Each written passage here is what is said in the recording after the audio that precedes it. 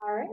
I am Abby Taylor, and today I get to talk to you all about intentional relationships and developing new business builders. So about a year ago in my business, I found myself in a place where I was micromanaging my current workers. Has anybody else ever been there? I really, really needed new growth on my team. I needed new runners, and so that's exactly what I set out to do. It has not been easy, but it's been so worth it, and I've seen a lot of results from it. So this past year, I've actually created 7 new working legs on my team.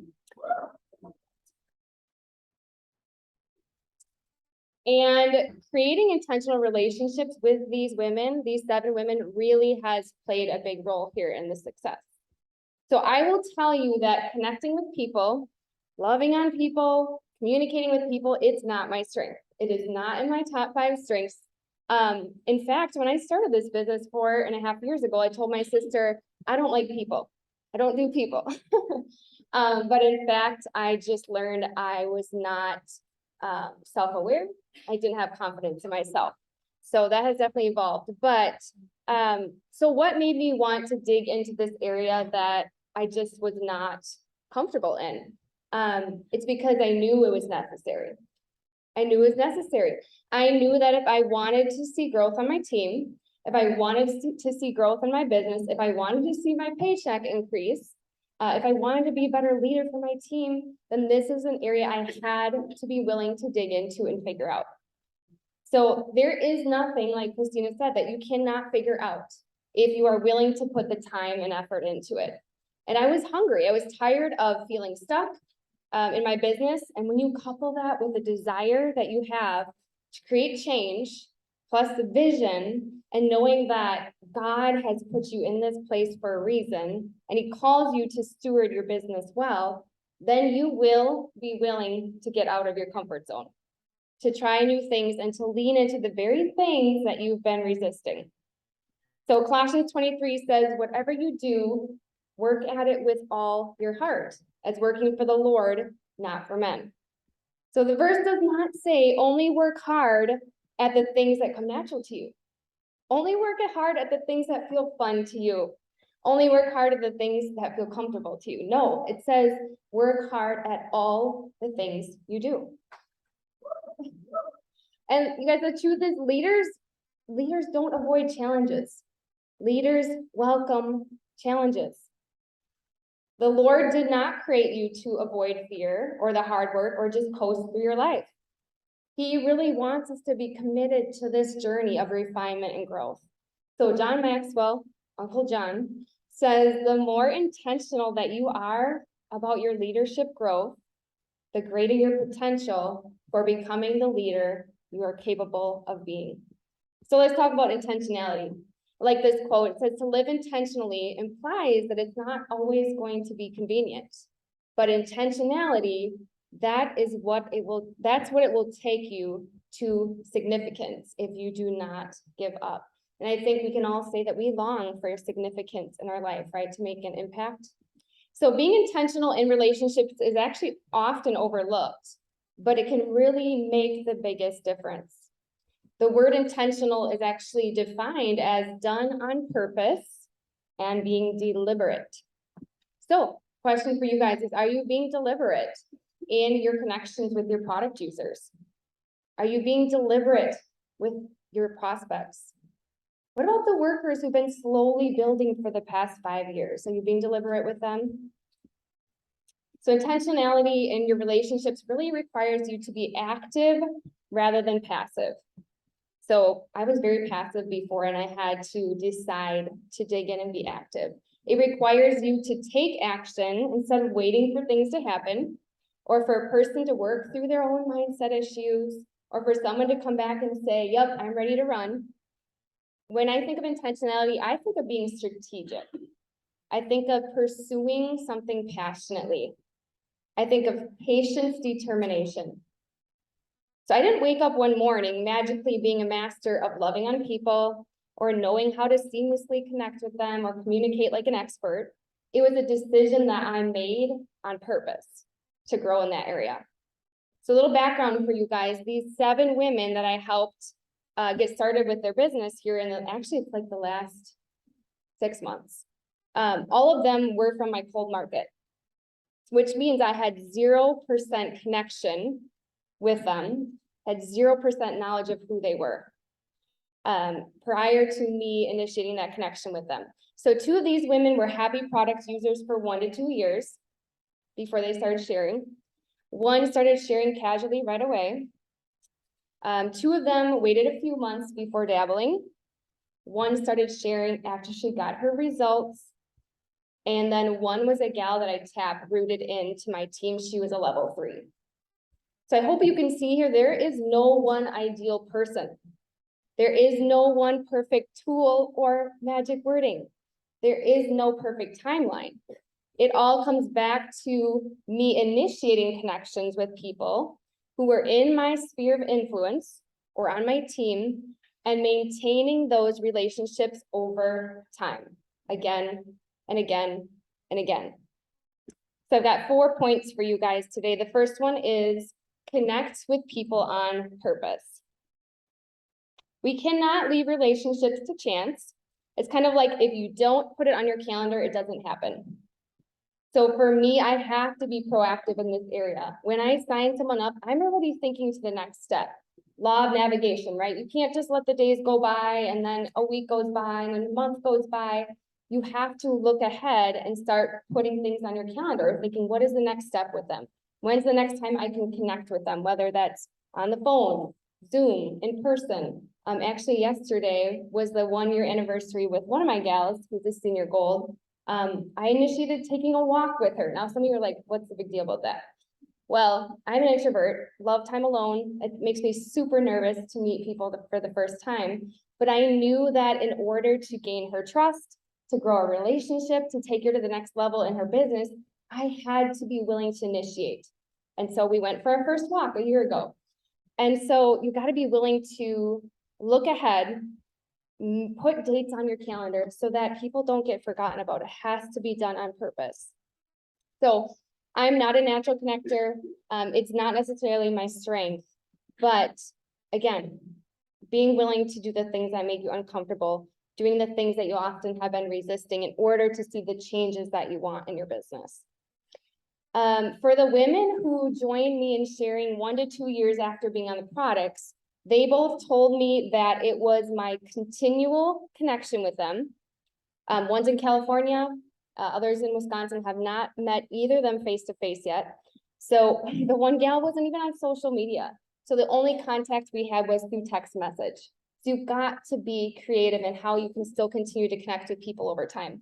But they said it was a personal connections, it was showing interest in them, asking good questions about their family, remembering things about them, take down notes if you need to, encouraging them, loving them, sending them tools, adding value to them, right? That's how you gain influence, is by adding value to other people, So decide from the minute that someone hits enroll on your team to stick by their side and stay committed to connecting with them for the long haul and keeping that door open, because many times they will come back when the timing is right, or start when the timing is right. Okay, point number 2 is be naturally curious and ask good questions. So my team knows that I love asking questions. My top strength on the Clifton Strengths 2.0 is actually restorative, which basically means that I love to troubleshoot and I love coming up with solutions. So this strength has really served me well because I know that in order to create friendships, business relationships, I have to know the people that I'm doing life with, right? And that is going to take asking good questions. So Michelle talked yesterday about Ford, family, occupation, recreation, and then dreams or desires. So you can go back and look at that. That's a really good place to start. Also, I love the 4 colors personality test for MLM. Super thin book you can grab off Amazon. I love it. That's really going to tell you who your people are. You know, how do they think? What are they motivated by? Maybe it is the strengths test, like I said. It could be Enneagram, anything I get my hands on. I'm going to show them the value of taking it and spending their time doing it. But then it really helps me piece the puzzle together. I always think like everybody on my team is a puzzle, right? And so every question that you ask, every answer you get, everything you find out about them, it's like you're putting your puzzle together until you have clarity, until you have vision, until you can really see who that person is. You know, what's their love language? You know, all these questions are going to give you guys better understanding with people on your team. Maybe you're a person like me who coaching isn't necessarily your strength yet, but here's a few questions you can ask when you're kind of wondering where to start. So I call it how, when, why, what. So how are you feeling today about your business? When did you start feeling that way?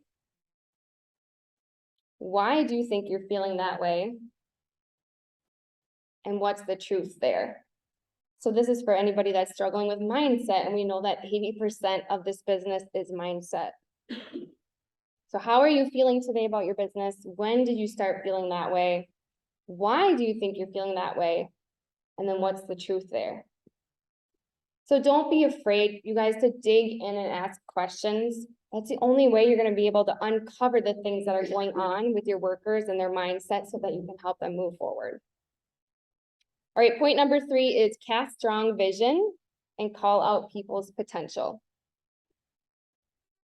So we've talked a lot about this weekend, but you know, where is your worker wanting to go? What is her why? What are her goals? You got to make it about the other person. So this quote, good business leaders create a vision, articulate the vision, passionately own the vision, and relentlessly drive it to completion. And that's really critical in developing their belief and helping them see why it is worth it for them to show up every single day, even on those hard days. So for me, that starts with welcome calls. On our team, we know about the question, right? If you're loving your products, would you be open to telling other people about them in your life? That's going to automatically give you a really good sense if people are open to sharing or not. And so start there. And if someone's open, then take it to the next step. You can ask questions like, hey, you shared that you could use some extra income in your life.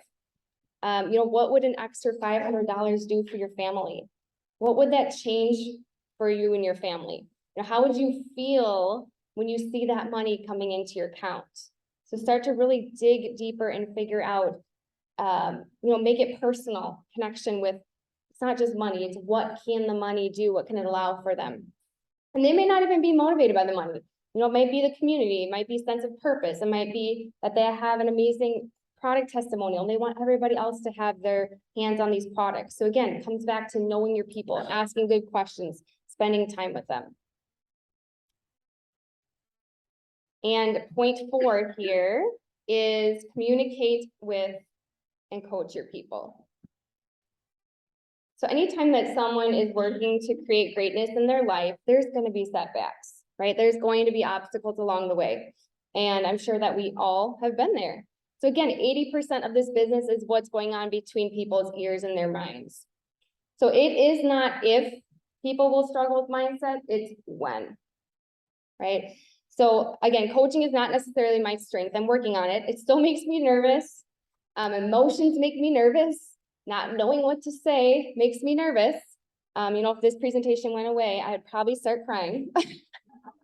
I'm like, Jamie, I have to have the notes here.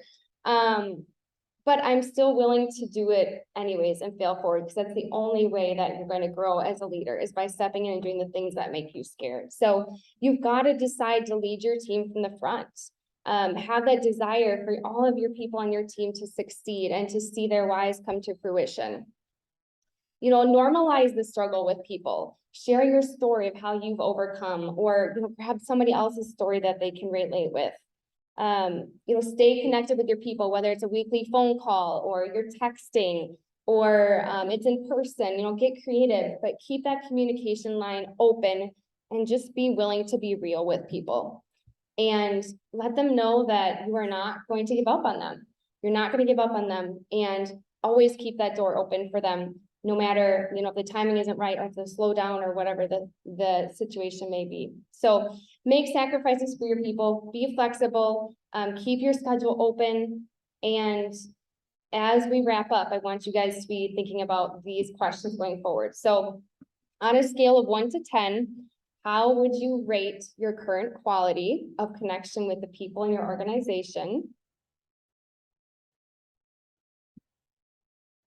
What do you need to be more intentional with as far as the relationships go on your team?